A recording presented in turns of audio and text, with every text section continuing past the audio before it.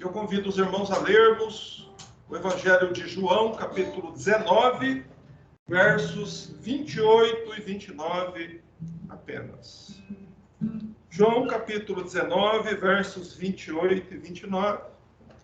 Há nestes dois versículos verdades que nos ocupariam por 1 ano, 10 anos, 100 anos. Estes dois versículos da Bíblia, tão profundos que eles são. Foram palavras ditas pelo Senhor às 3 horas da tarde, ao final das 6 horas de cruz. Vamos ler João 19, 28, está escrito assim. Depois, vendo Jesus que tudo já estava consumado ou terminado, para se cumprir a Escritura, disse: tenho sede. E estava ali um vaso cheio de vinagre, e embeberam de vinagre uma esponja, e fixando-a num caniço de sopo, lhe chegaram à boca. Amém, irmãos. Tenho sede. Foram as palavras ditas pelo Salvador da humanidade, pouco antes dele render seu espírito e morrer pendurado naquela cruz. Estas palavras de Jesus foram escritas, registradas apenas por João. Mateus, Marcos e Lucas não registram estas palavras de Jesus na cruz, apenas João. E são, com certeza, palavras que possuem profundos significados. Porque aquele que disse estas palavras, enquanto ele estava pendurado na cruz, foi o mesmo que a Escritura diz, que criou o céu, a terra, o mar e as fontes das águas. A Bíblia diz que foi este mesmo homem quem criou o mundo, quem criou as fontes das águas. E foi ele também, o mesmo homem, a mesma pessoa, que há pouco tempo antes convidou a todos os homens, dizendo assim: quem tem sede, venha a mim e beba. Ele convidou a todos os sedentos do mundo a ir a ele. Mas agora aquele que convidou os sedentos a virem saciar a sua sede nele, se encontra pendido numa cruz, com seus lábios secos e com seu corpo atormentado de sede. Esse é o desafio que está diante de nós quando olhamos para João, capítulo 19, verso 28. Como entender essas palavras? Pois a Escritura diz que ele foi quem criou o mundo. Foi ele quem criou as fontes das águas. Também foi ele quem convidou a todos os sedentos a vir a ele e saciar a sede. Mas agora, nesta cena chocante, o Messias pende na cruz com lábios secos e com o corpo atormentado de sede. Amados, esta cena do Calvário chocante revela muito sobre quem é Jesus.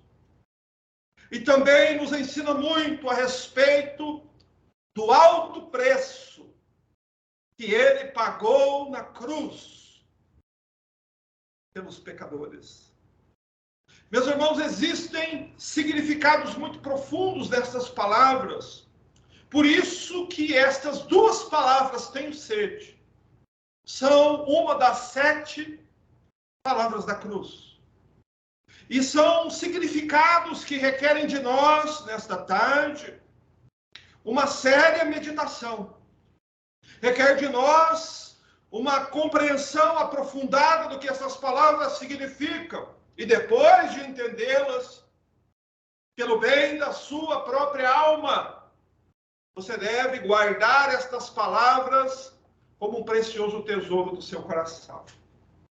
E o meu pedido, a minha prece, a minha oração é que o Espírito Santo ilumine as mentes e o coração de todos os nossos irmãos, para que nós possamos hoje descer um pouco mais fundo na compreensão da cruz de Cristo.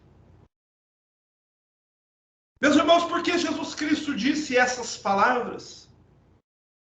Nós observamos até aqui que nada do que aconteceu na cruz foi obra do acaso, nada aconteceu segundo a vontade dos homens, e também o próprio Salvador nada fez de improviso. Tudo estava escrito, cada ato, cada gesto dos homens, cada palavra proferida naquela sexta-feira, cada golpe que o Salvador levou, tudo estava escrito há muitos séculos, muito tempo antes desta sexta-feira. 1000 anos antes deste dia, o Espírito do Senhor moveu o coração do rei Davi para que ele profetizasse a respeito do Jesus às 3 horas da tarde. Esta passagem, esta profecia está no Salmo, capítulo 69, versículo 21. Veja porque Jesus, nos seus últimos instantes de vida, proferem estas palavras. Ele disse assim, Davi disse assim: deram-me fel por mantimento, e na minha sede me deram a beber vinagre. Veja, 1000 anos antes do Gólgota, 1000 anos antes da cruz, Davi havia profetizado que o Messias receberia fel por mantimento, e no momento da sua maior sede, em vez de água, o Messias receberia vinagre. Davi profetiza sobre um Messias sedento, que penderia numa cruz, e que receberia vinagre e fel. Quão perfeita foram as profecias, e quão perfeitas e claras foram os seus cumprimentos. Estas verdades, meus irmãos, que procedem lá do Calvário, nos mostram uma verdade surpreendente. Antes da fundação do mundo, a morte de Cristo no Gólgota já havia sido minuciosamente planejada por Deus. Há pessoas que acreditam que a cruz foi um plano desesperado de Deus para salvar os homens. Porém, a Bíblia prova que isto é uma mentira. Pois Apocalipse capítulo 13, verso 8, Apocalipse 13, 8.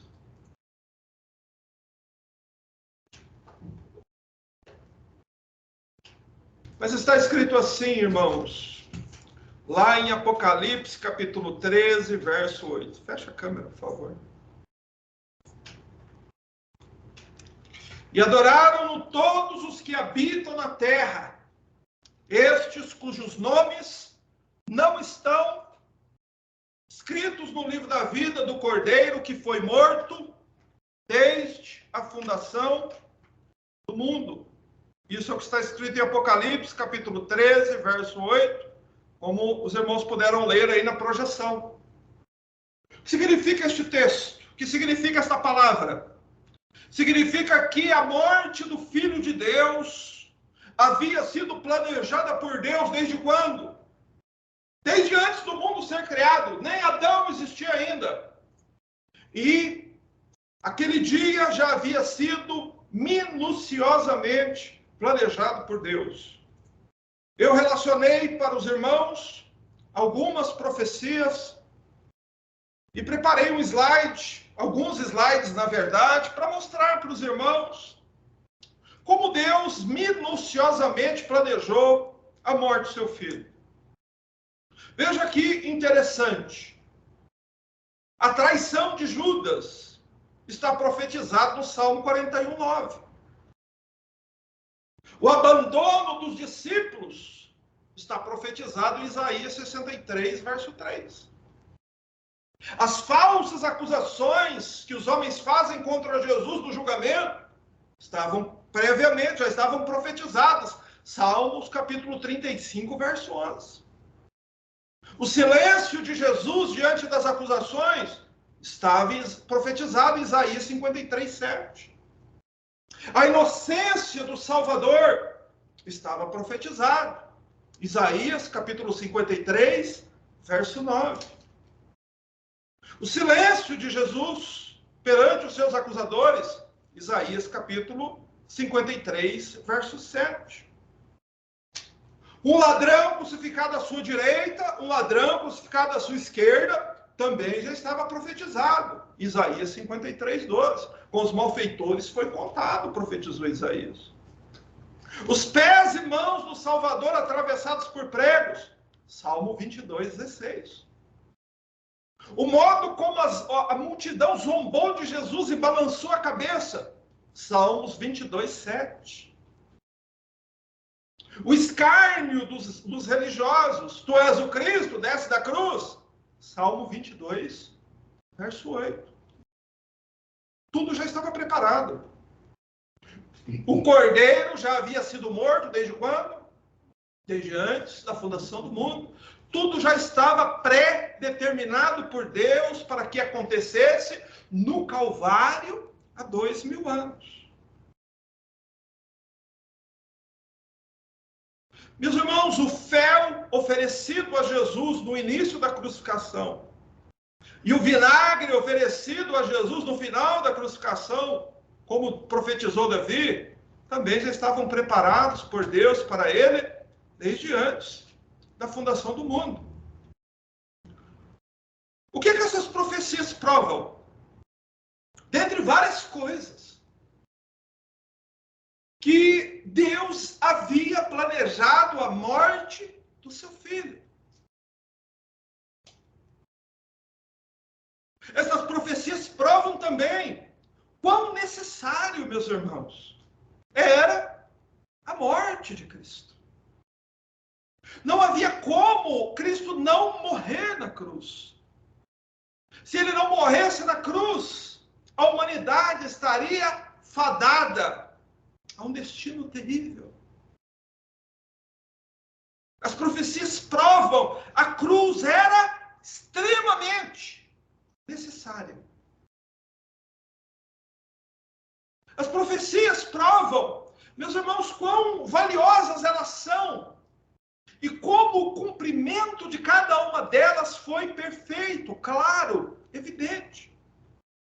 Quando alguém apresenta uma profecia para você, precisa fazer um malabarismo para você entender, algo está errado. Porque todas as profecias que eu apontei para você, você pode conferir claramente o cumprimento de cada uma delas na Bíblia. Essas profecias são um tapa na cara dos incrédulos, porque elas provam a inspiração da Escritura. Os judeus contêm o Antigo Testamento tal como ele era antes do Novo Testamento ser escrito. Eles não creem no cumprimento delas no Novo Testamento, mas eles têm as profecias do Antigo Testamento. Porque você poderia sentar-se com o judeu e conferir com o judeu que a sua Bíblia não foi alterada para que as profecias se cumprissem. Mas elas se cumpriram claramente e perfeitamente. Porque a Bíblia é o livro santo de Deus, inspirado por Deus, e é base sólida para a nossa fé. Então as profecias, elas são muito importantes serem observadas. Tanto que na crucificação de Jesus, muitas vezes você lerá assim: e isso aconteceu para que se cumprissem as Escrituras. E eles rasgaram as vestes de Jesus em 4 partes, como diziam as Escrituras. Então veja que interessante, irmãos. A Escritura se cumpriu lá no Calvário. Nada aconteceu de improviso. Nem um tapa, nem um soco, nem uma chicotada, nem uma palavra, nem uma zombaria Nada foi dito, foi feito naquela cruz de improviso, ou ficou de acordo, ficou para que os homens fizessem como quisessem. Não. O Pai Celestial tudo preparou antes da fundação do mundo. Mas, irmãos, o que significa tenho sede? Porque Jesus, enquanto pendia na cruz, de lábios ressequidos, porque ele diz estas palavras, tenho sede.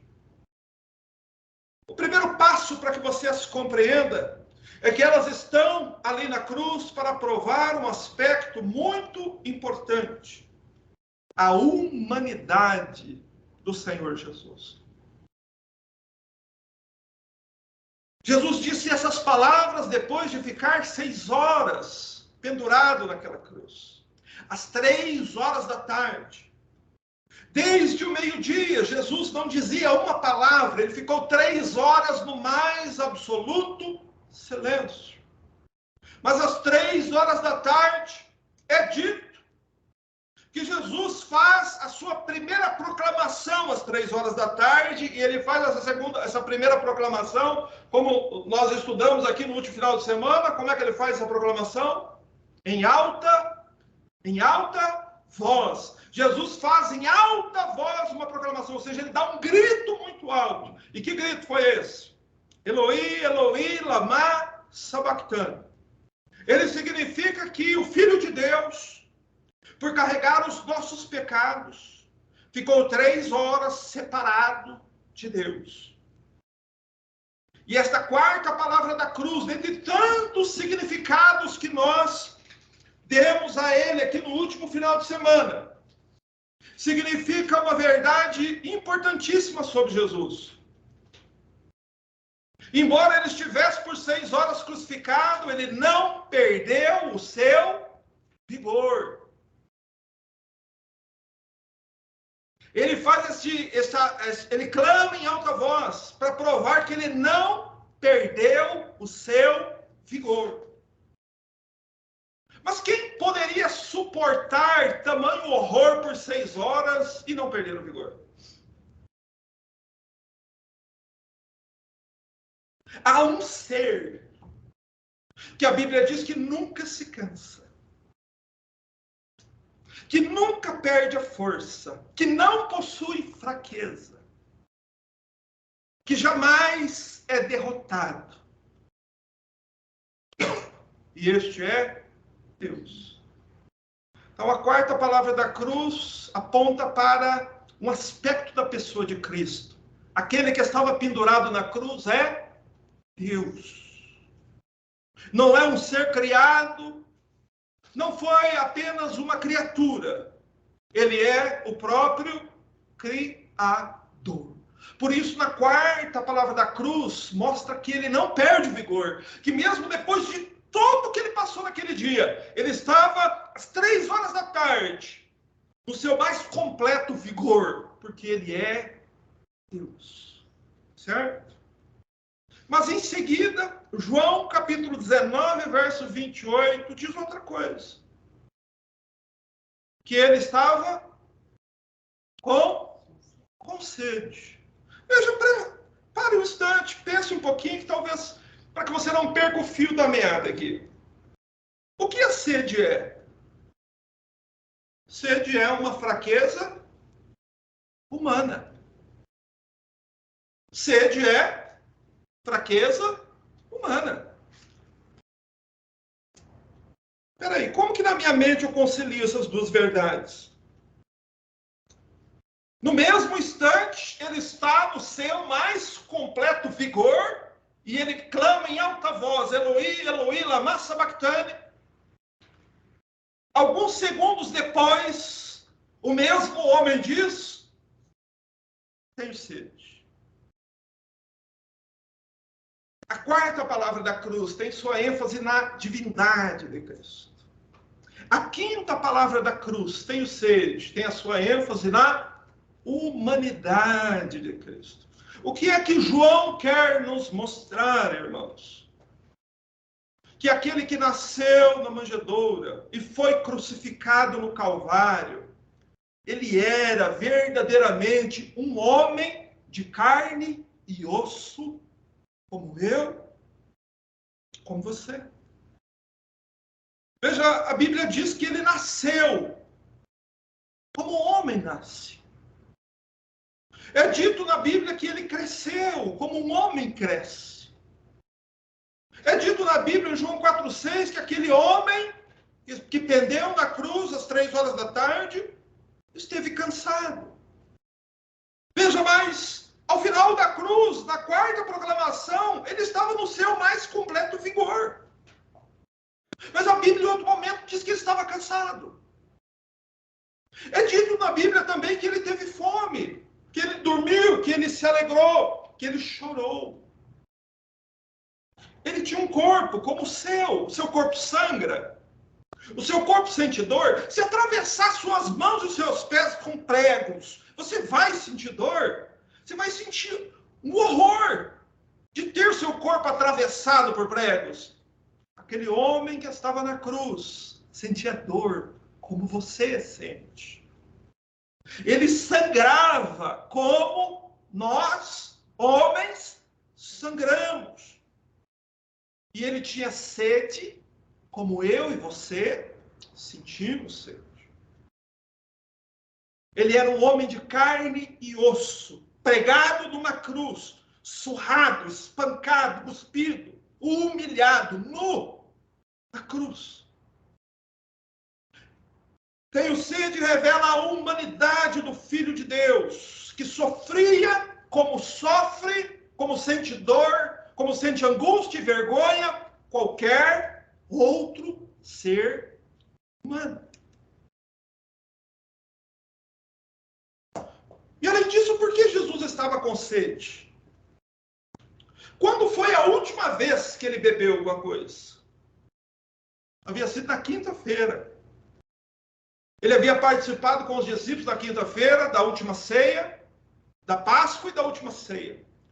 É a última vez que a Bíblia registra que Cristo comeu e bebeu. Ou seja, desde a noite anterior ele não comeu nada, não bebeu nada. Ele foi exposto à prisão, à condenação. Foi violentamente espancado pelos homens. E não só isso. Ele teve seu corpo brutalmente açoitado. Será que ele sentiu dores? Como você sentiria. Como eu sentiria. Ele sangraria como eu e você sangramos quando nos ferimos. Ele foi açoitado. Cravaram uma cruel coroa de espinhos na cabeça dele.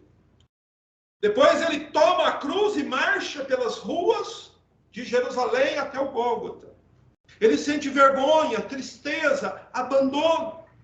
Seu corpo foi exposto ao estresse, a feridas, a brutalidades, a torturas.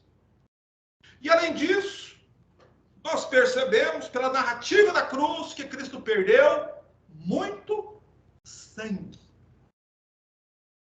Quando se perde muito sangue, o que acontece com as pessoas? O que acontece com a pessoa quando ela tem uma grande hemorragia ou sofre um acidente e tem uma grande ferida aberta no seu corpo? Ela sente também muita sede. Uma pessoa que sangra muito, sente muita sede. Então veja o que é que a narrativa do Evangelho quer nos mostrar.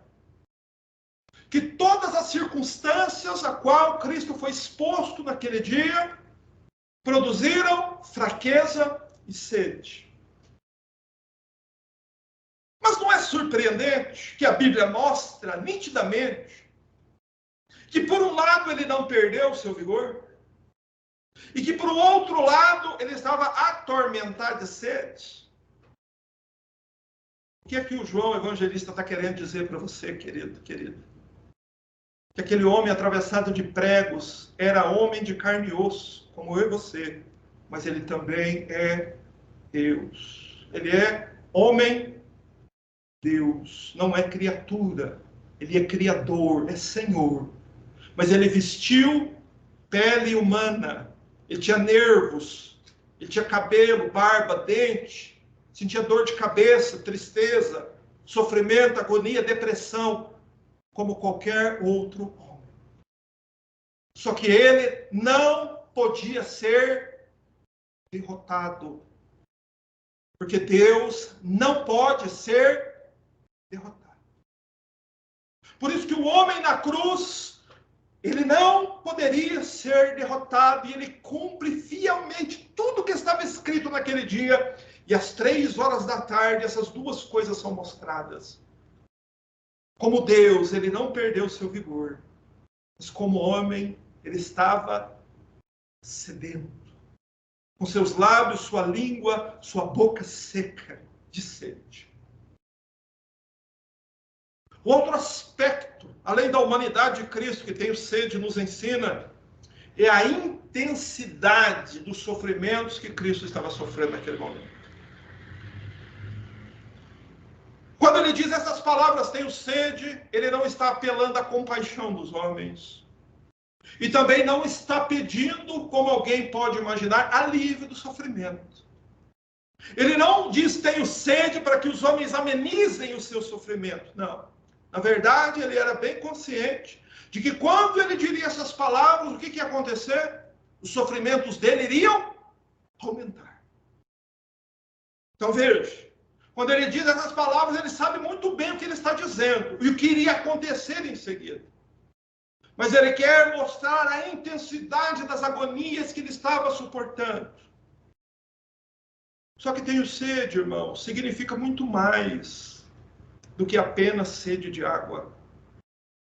Ele não estava sofrendo ali apenas esta sede de água, que você pode saciá-la agora ainda da torneira ou seu refrigerador. Mas antes de falar sobre esta sede que Cristo sentia lá na cruz, eu preciso mostrar para você, no verso 28, qual a importância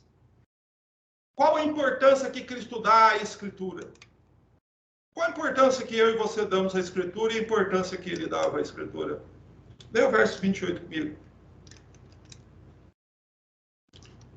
Depois, vendo Jesus que tudo já estava terminado ou consumado, para se cumprir a Escritura. Veja, depois quer dizer, logo após ele dizer Eloi, Eloi, lama sabachthani. Logo depois ele percebe que tudo já estava cumprido. Ou seja, que o período do sacrifício já havia chegado ao fim.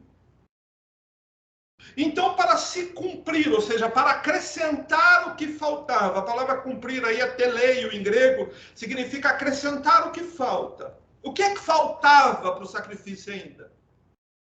Faltava cumprir ainda a segunda parte do capítulo 69, do capítulo 21, do verso 21, do capítulo 69 de Salmos.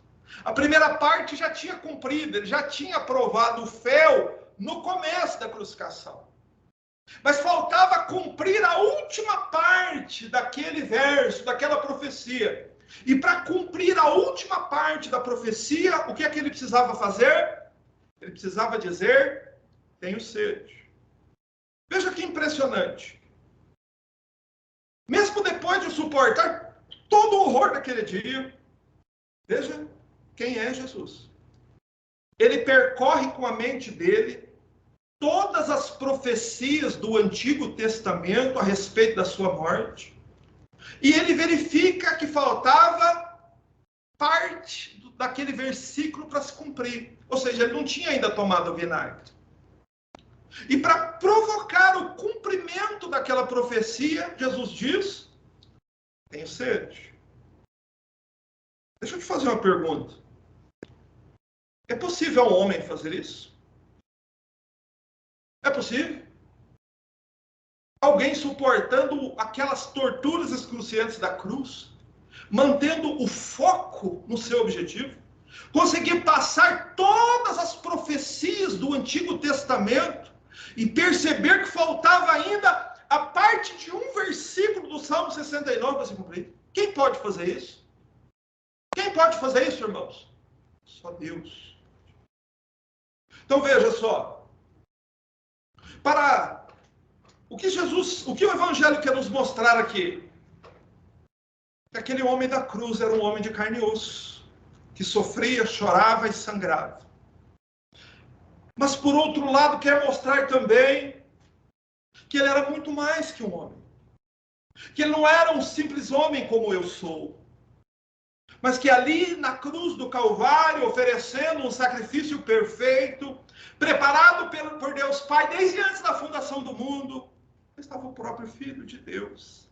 Pois só Deus pode fazer isso. Nós nos esquecemos facilmente de uma parte da Bíblia. Jesus Cristo nunca. Por quê? Porque ele precisava prover um sacrifício perfeito. Precisava se cumprir nele todas as Escrituras, todas as profecias, nenhuma podia ficar para trás, pois senão o sacrifício seria imperfeito. Veja, não é só a oferta daquele altar que era perfeito. O próprio sacrifício que Cristo ofereceu é perfeito, pois nada ficou faltando ao sacrifício. Irmãos, é para provar esta questão da humanidade, da divindade de Jesus, que a Bíblia mostra que enquanto a natureza humana de Cristo sofria e sangrava no Calvário, a sua natureza divina permanecia atenta a todas as profecias para cumpri-las todas. Louvado seja Deus. Esse é quem você deve confiar a sua alma.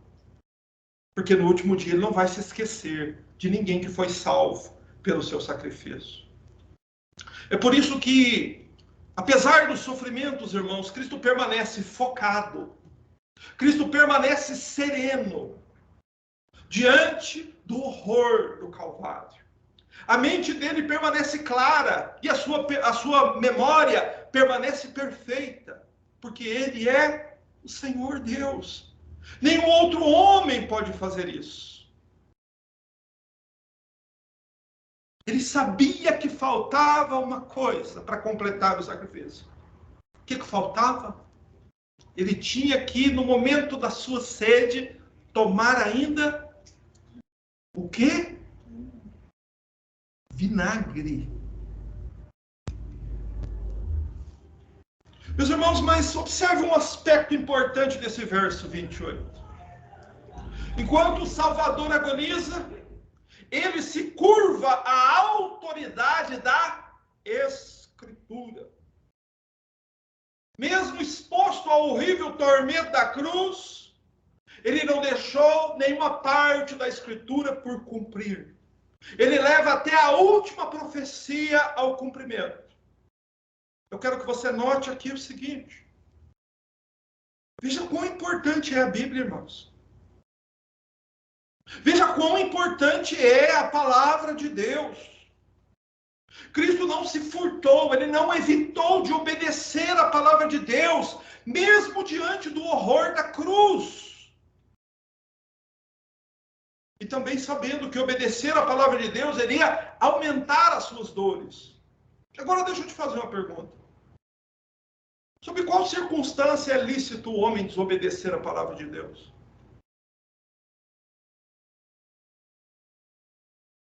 Sob qual circunstância é lícito você desobedecer a Deus?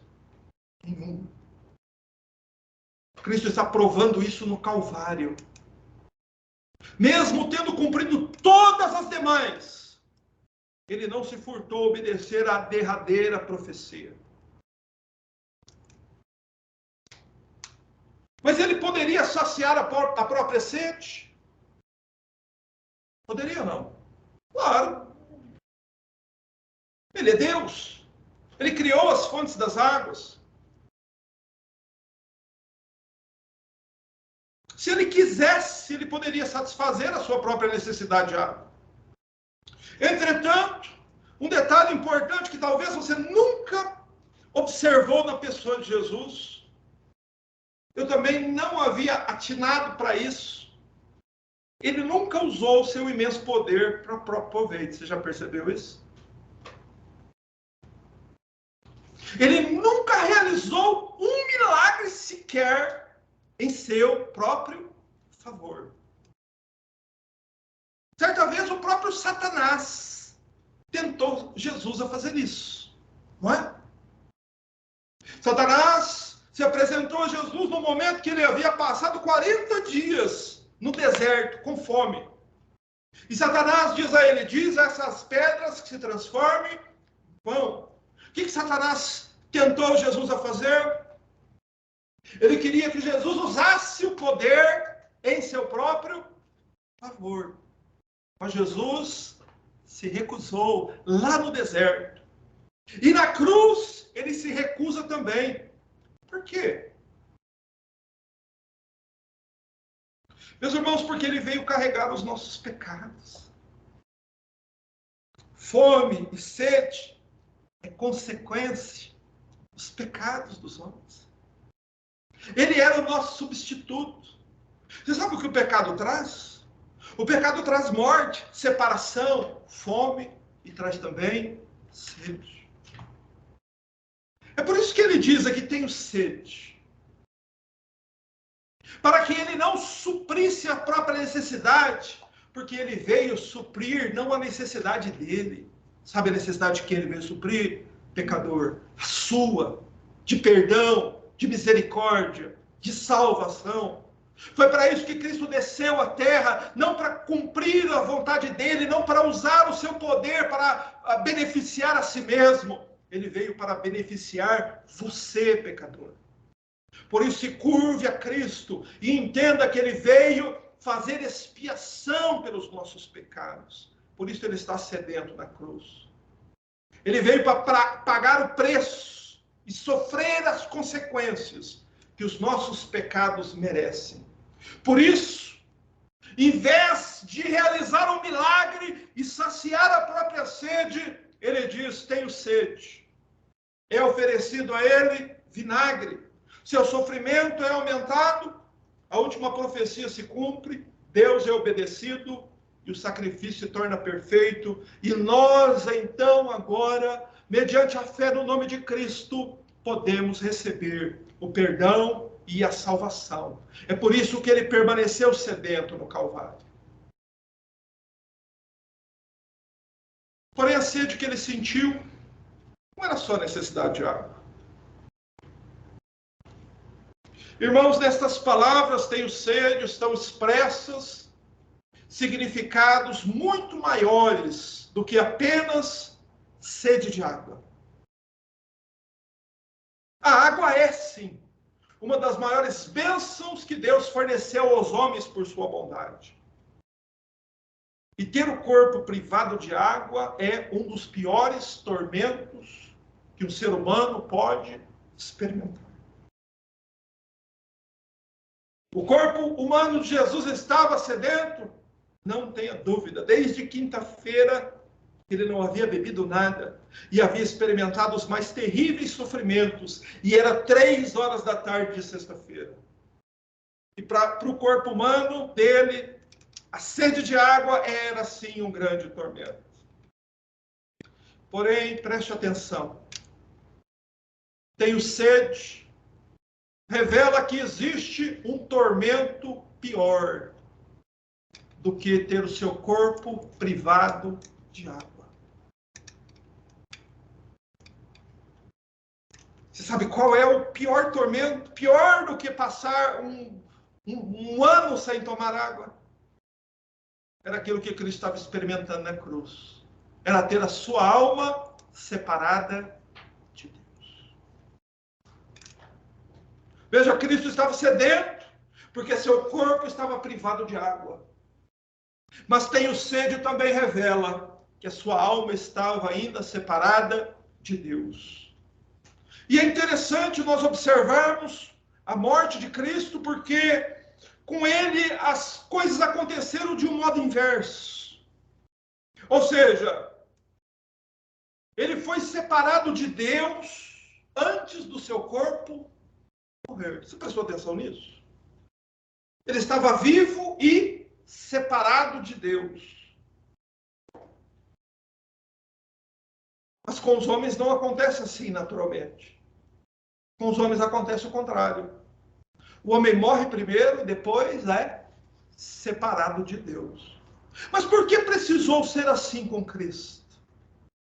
para que nós possamos perceber o que significa o salário do pecado.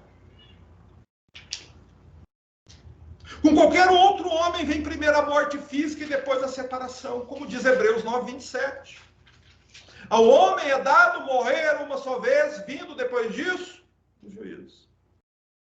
Mas com Jesus, o que aconteceu primeiro?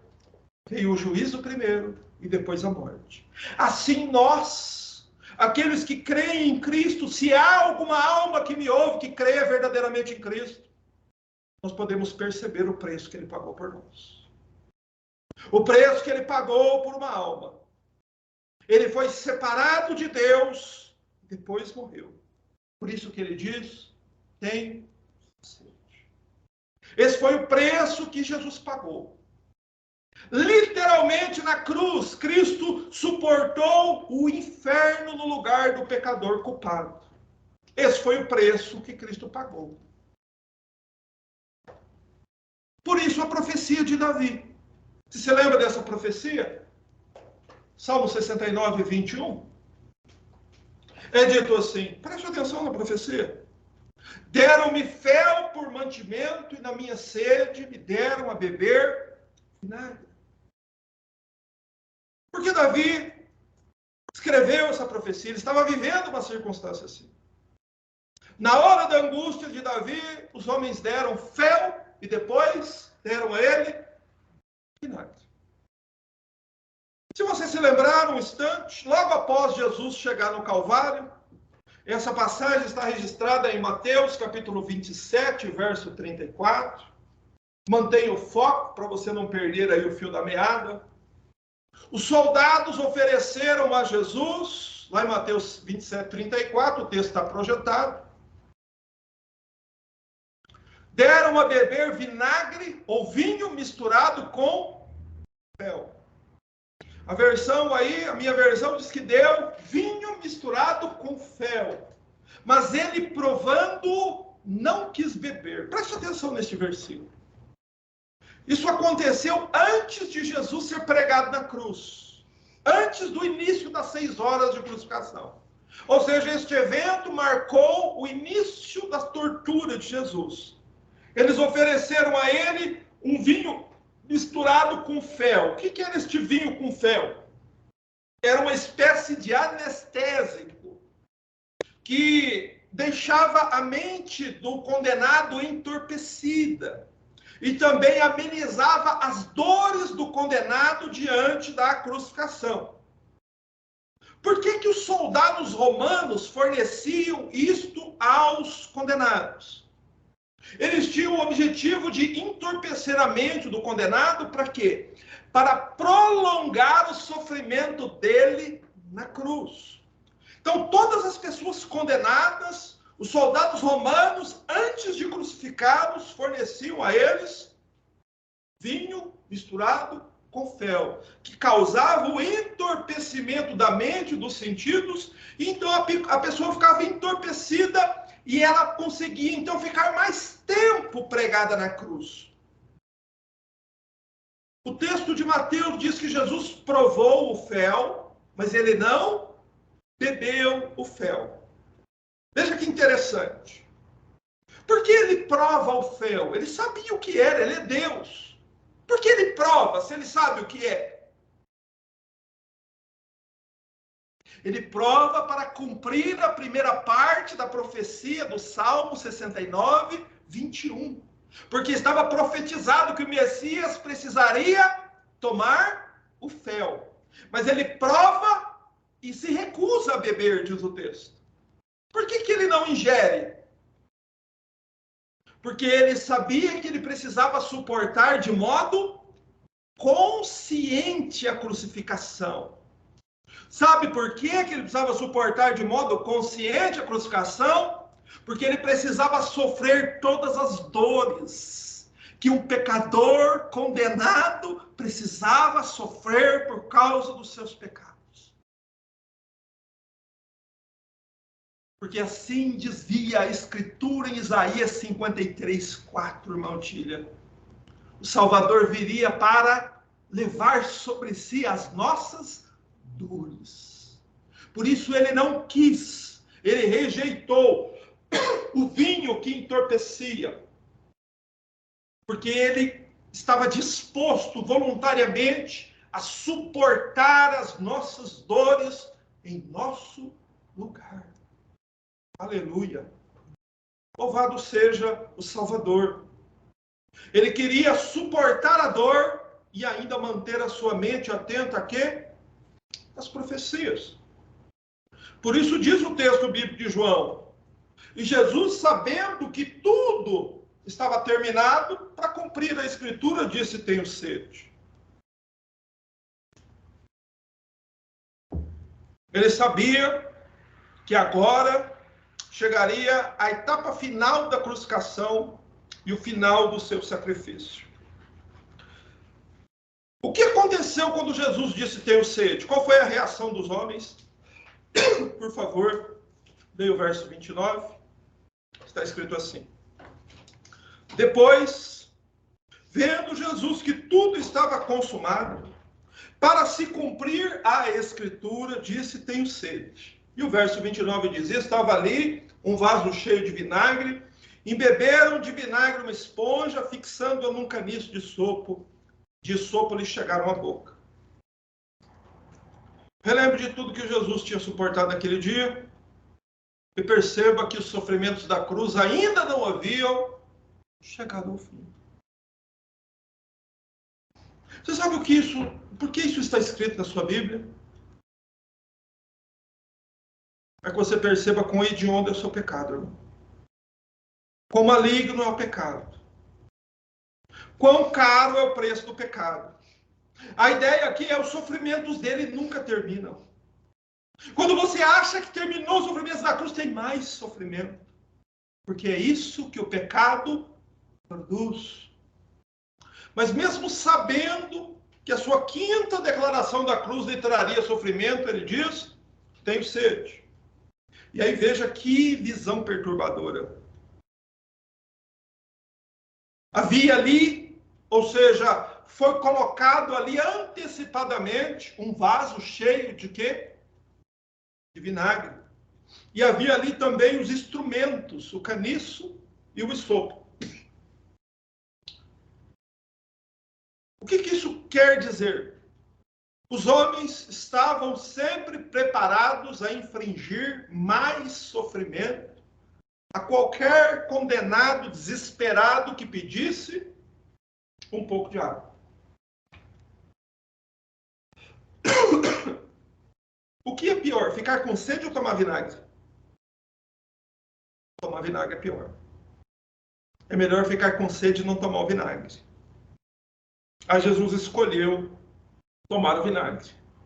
Veja, em vez de alívio, Cristo crucificado recebe ainda mais tormento. Por quê? Para cumprir o final da profecia.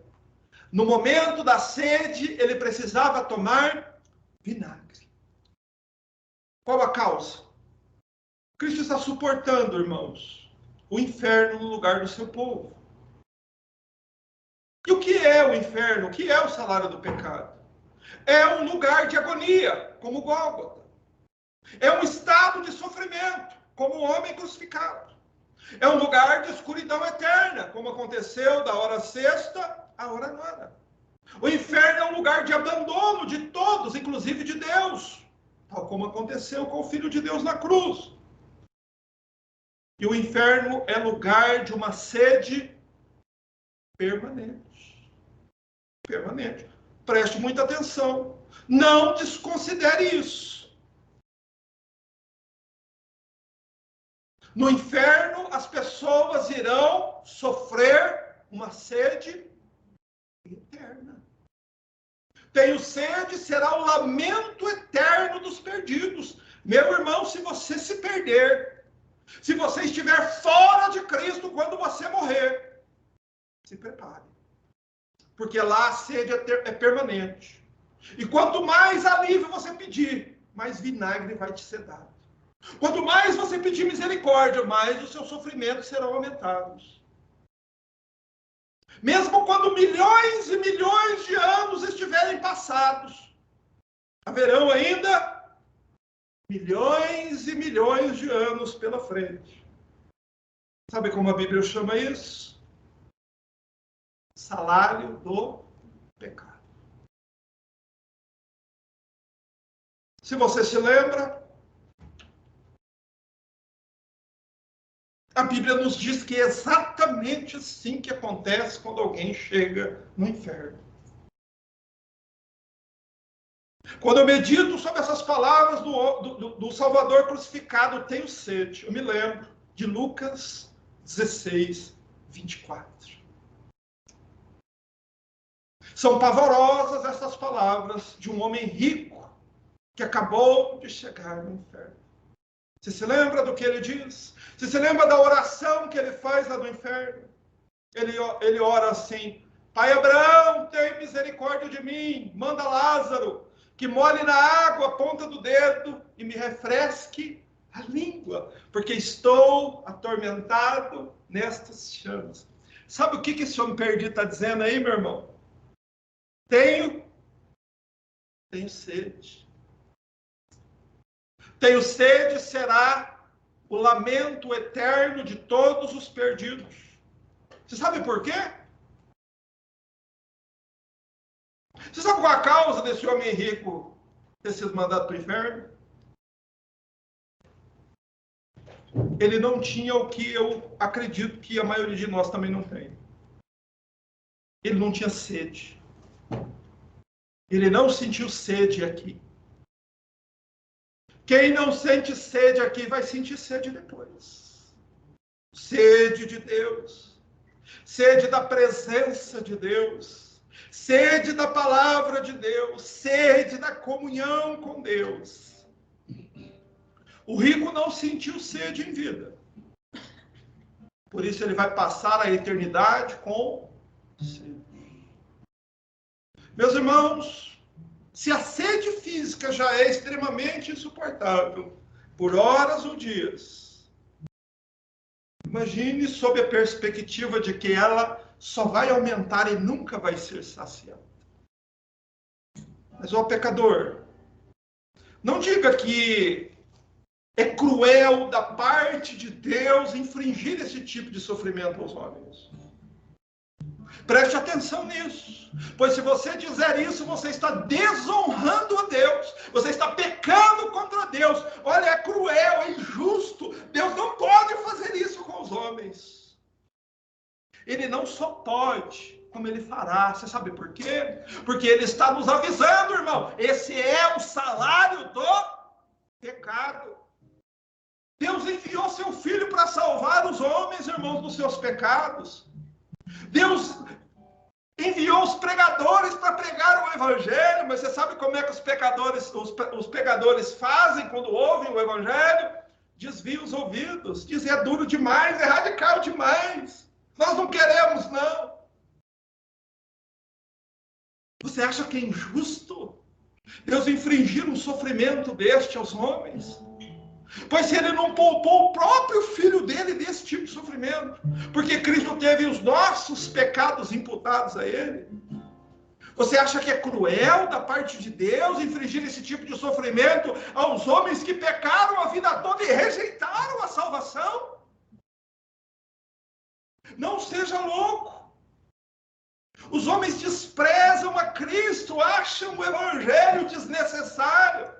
Os homens fecham os ouvidos aos insistentes apelos do Espírito Santo que dizem, abandone os seus pecados e vá a Cristo agora. Os homens fecham os ouvidos e dizem assim, não, vou ficar mais um pouco nos meus pecados. Agora é a época da Copa do Mundo. Agora eu ainda tenho muita coisa para fazer, sou muito jovem ainda. Enquanto isso, todos os dias, o Senhor diz, o salário do pecado é a morte. O Salvador pendendo na cruz, dizendo, tenho sede, padecendo em lugar de outros. Por isso, irmãos, seguramente, se o Deus Santo infringiu este tipo de sofrimento tão terrível na cruz ao seu próprio Filho, imagine o que ele fará com aqueles que rejeitam esta mensagem. Imagina o que ele fará com aqueles que desviam os ouvidos da mensagem da cruz e insistem em permanecer nos seus pecados. Jesus clamou, irmãos, quem tem sede, vem a mim e beba.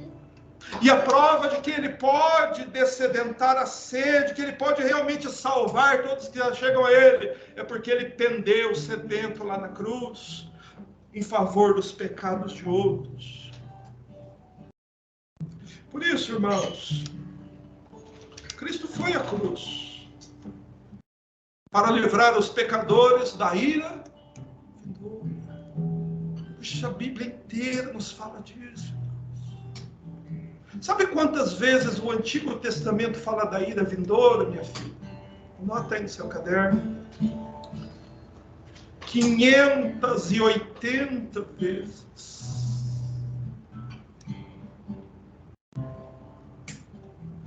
Mas os homens não acreditam na ira vindoura.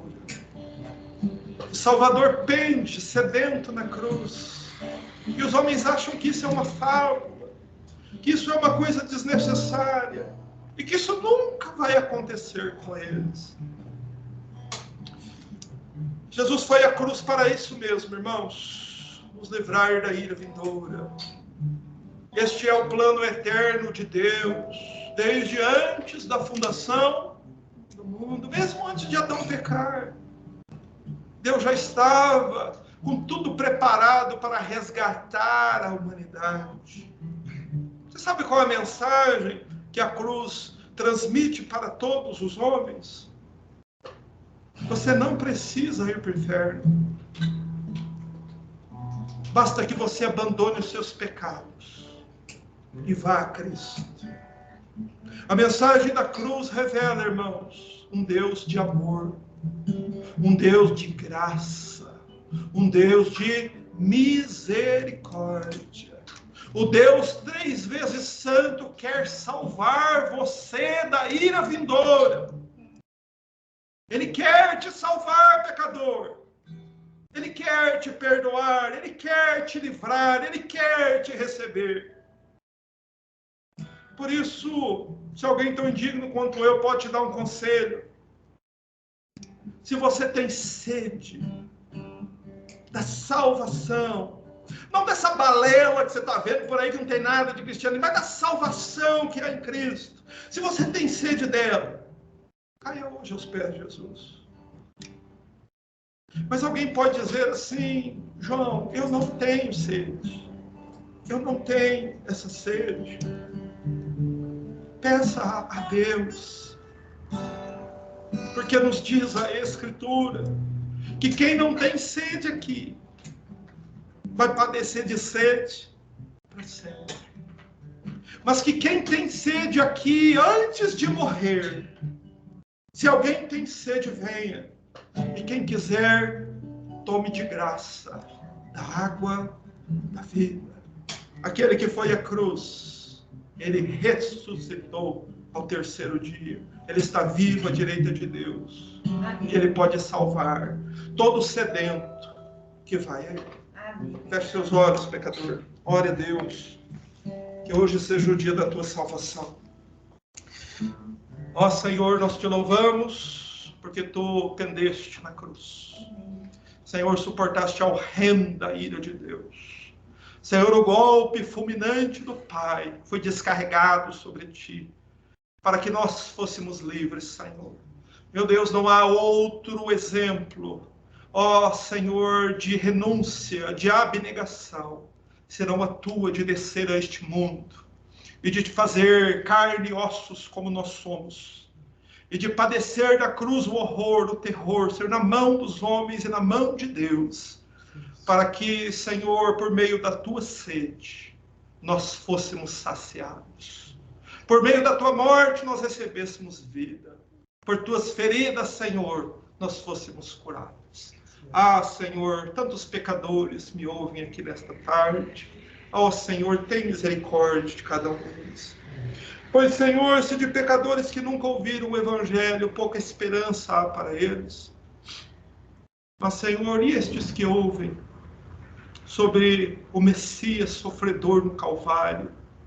E aqueles que veem, Senhor, tanto sofrimento que tu suportou e não dão crédito para isso. Ó Senhor, haverá alguma esperança para estes? Por isso, ó Senhor, dos céus intercede. Ajuda, Senhor. Desperta esta sede no coração destes, ó Senhor, destas pessoas que estão aqui diante de Ti. Abençoa também os nossos irmãos, Senhor, nas igrejas. Sim. Senhor, tantos, Senhor, chamados crentes desta geração, Senhor, que nada sabem a Teu respeito. E quando são questionados quem é Jesus, nada sabem, Senhor, nada sabem do Teu Evangelho, Senhor. Desperta sede, Senhor, desperta sede no meu filho, Senhor, na minha filha, na minha esposa, em mim mesmo, Senhor. Ó, Senhor, dá-me mais sede de ter sede de Ti. Senhor, como aquele salmista, ó, suspirava pela corrente das águas. Senhor, suspirava por Tua presença, Senhor. Ó, forma neste tempo uma geração de crentes assim. E nos abençoe, Senhor. Graças Te damos pelo Teu grande sacrifício, perfeito sacrifício. Senhor, por Tua humilhação ali, Senhor, que nos trouxe salvação e glória. Graças Te damos. Amém. Amém, meus queridos irmãos.